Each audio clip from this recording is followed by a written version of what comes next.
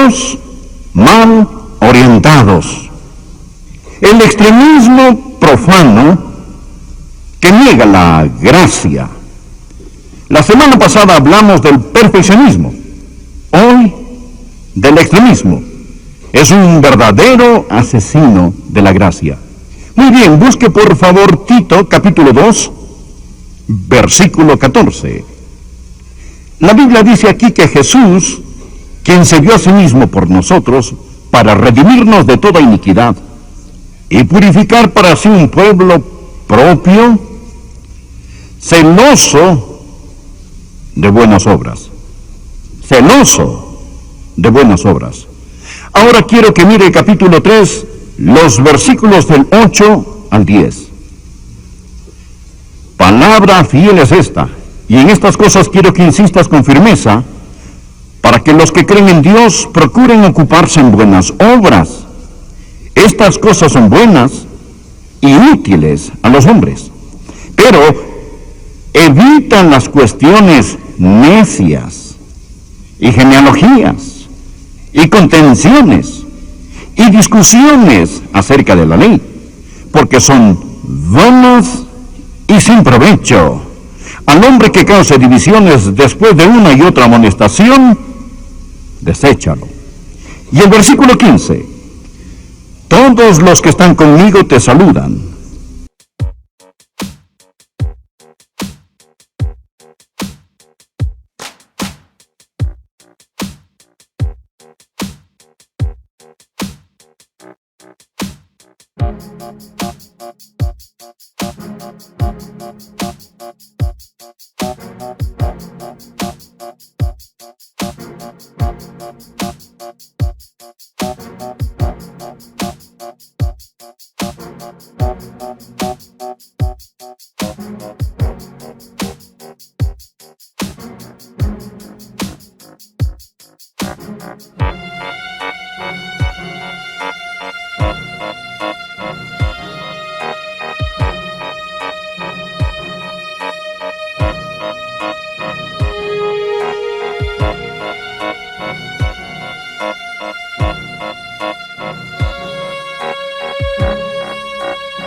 Saludan los que nos aman en la fe.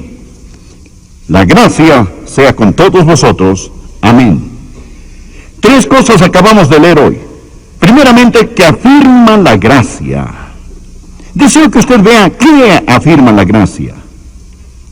La gracia afirma que cuando somos salvos por la gracia, debemos ser celosos de buenas obras. Debe existir un amor consumidor, ardiente, emocional y apasionado por el Señor Jesucristo. Y Pablo le dijo a Timoteo que afirmara estas cosas. En el capítulo 2, versículo 14, él dijo, Él se dio a sí mismo para que seamos celosos de buenas obras. Y luego en capítulo 2, versículo 15, esto habla, exhorta y reprende con toda autoridad. Nadie te menosprecie. Timoteo afirma estas cosas, que los hijos de Dios deben ser celosos. No se queden en medio de la carretera en cuanto al celo del Señor. En medio de la carretera es un pésimo lugar donde caminar, donde manejar y ciertamente donde vivir. Los que somos salvos no debemos ser tibios, debemos estar dedicados y dedicados al Señor Jesucristo.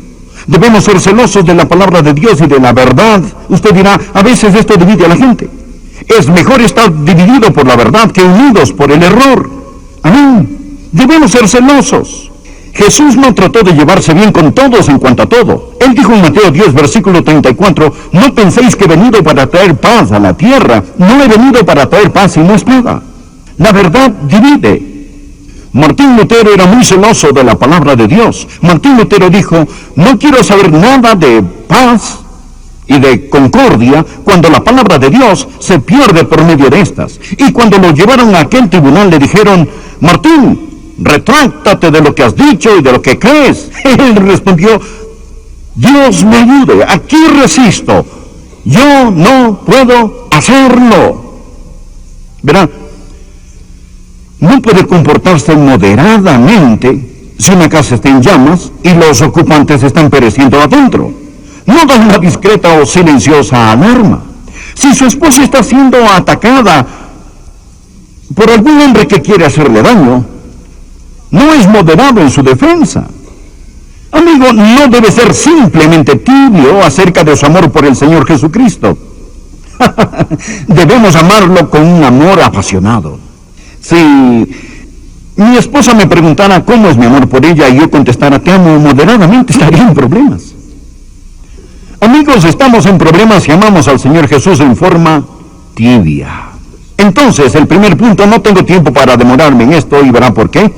Simplemente quiero decir que existe algo por afirmar y es aquí donde debemos ser celosos de buenas obras. Porque si no es cuidadoso, va a pensar que lo que estoy enseñando va opuesto al celo cuando hable contra del extremismo. No estoy opuesto al celo bueno, al celo correcto, al celo apropiado. Está escrito: el celo de tu casa me consume. Debemos ser celosos de buenas obras. Existe la gracia que afirma algo. Vimos lo que la gracia afirma. Capítulo 2, versículos 14 y 15. Ahora deseo que vean lo que la gracia evita. Capítulo 3, versículos 9 y 10. Pero evitan las cuestiones necias, genealogías y contenciones y discusiones acerca de la ley, porque son vanas y sin provecho. Al hombre que cause divisiones después de una y otra amonestación, deséchalo. Existe un celo entre los cristianos creyentes de la Biblia y a veces entre los no creyentes que divide, destruye y en ocasiones es hasta mortífero. Puede dividir hogares, puede dividir iglesias, puede dividir comunidades. El Hijo de Dios debe aprender a vivir por medio de principios. Estos son herramientas. Un principio es como un martillo. Puede construir una casa con él, pero también puede tomar ese mismo martillo y matar a golpes a alguien. Usted puede hacer lo mismo con los principios. Cualquier cosa que es buena, que es utilizada al extremo, llega a ser mala. Jacobo y Juan estaban con el Señor Jesús. Y los samaritanos no recibieron al Señor Jesús. Entonces Jacobo y Juan dijeron a Jesús, y anótalo en su margen, en Lucas capítulo 9, versículos del 54 en adelante. Viendo esto, sus discípulos Jacobo y Juan dijeron: Señor, ¿quieres que mandemos que descienda fuego del cielo, como hizo Elías, y los consuma? Entonces, volviéndose él, los reprendió diciendo: vosotros no sabéis de qué espíritu sois, porque el Hijo del Hombre no ha venido para perder las almas de los hombres, sino para salvarlas. Y se fueron a otra aldea. Jacobo y Juan vieron a los samaritanos y se llenaron de celo. No les gustó la forma en que los samaritanos respondieron y dijeron: Señor, repréndelos. ¿Qué tal una paliza celestial, Señor? Señor, esta gente está en tu contra, necesitamos oírla. Jesús les respondió: ¿no sabéis de qué espíritu sois? No he venido a matar. Vine a sanar, vine a restaurar, vine a salvar almas. Pienso en aquel hombre que mató a ese doctor de abortos. Lo mató en el nombre de salvar vidas. ¿Piensa usted que esto hizo avanzar la causa de Cristo? ¿Piensa que la perjudicó? Yo pienso que la perjudicó. Creo que él tenía el mismo espíritu de estos apóstoles. Señor, castígalos. Pero Jesús les respondió: el Hijo del Hombre no ha venido para perder las almas de los hombres, sino para salvarlas. Dios sí trajo fuego sobre los samaritanos, pero fue fuego celestial cuando el Espíritu Santo descendió sobre ellos. Se encuentra en el libro de Hechos. Existe otro tipo de fuego que el Señor Jesucristo tenía en mente. ¿Sabe lo que es un fanático? Un fanático es alguien que ha perdido de vista su meta y por lo tanto redobla su velocidad. ¿Conoce usted a alguien así? Ahora, necesitamos estar al tanto de este celo descarriado. Por favor, mire capítulo 3, versículo 9. Pero evitan las cuestiones necias y genealogías y contenciones y discusiones acerca de la ley, porque son vanas y sin provecho. Al hombre que cause divisiones después de una y otra amonestación, deséchalo. En mi ministerio He conocido gente que es tan celosa y tan argumentativa acerca de la diferencia entre esto y aquello, que ellos pueden tomar un pelo teológico y partirlo en 9 partes iguales. Pero nunca lleguen a ser más como el Señor Jesucristo. Es una tontería. Es improductivo, es vano. Esto es lo que él dice aquí. Mire por favor nuevamente el capítulo 3, versículo 9. Él dice que si son sin provecho, vanas, que no traen a nadie a Cristo. Jesús habló de los fariseos en Mateo capítulo 23. Recorréis mar y tierra para ser un prosélito, y una vez hecho, le hacéis 2 veces más hijo del infierno. Es sin provecho. Los fariseos eran así, se especializaban en asuntos secundarios. Jesús les dijo: diezmáis la menta y el eneldo y el comino, y dejáis lo más importante de la ley, la justicia, la misericordia y la fe. ¿Cuál sin provecho es esto?